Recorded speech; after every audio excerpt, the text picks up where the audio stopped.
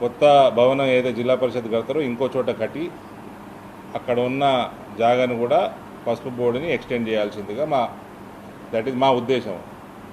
Government cooperate చేస్తే సంతోషం. As of now అయితే 2 acresకి ఆల్రెడీ రిక్వెస్ట్ పెట్టడం జరిగింది, ప్రాసెస్లో ఉంది. మంత్రి లేకపోవడం జిల్లాకి దురదృష్టం. అది నేనే ఫాలోఅప్ చేస్తాను. వీలైనంత తొందరగా గవర్నమెంట్ ఇస్తే స్టేట్ గవర్నమెంట్ సంతోషిస్తాను. స్టేట్ గవర్నమెంట్కి కూడా ఐడియా ఉండాలి. ఈ పసుపు బోర్డు యొక్క 40 సంవత్సరాల చరిత్ర, ఉద్యమ చరిత్ర అందరికీ అవగాహన ఉండాలి, అన్ని పార్టీలకు ఉండాలి. కాబట్టి త్వరలో అది శాంక్షన్ చేస్తే పర్మనెంట్ బిల్డింగ్ కూడా మేము కట్టుకోవడం మొదలవుతుంది. సిటీ నడిన ఒడ్డున ఉన్నది కాబట్టి చైర్మన్ గారు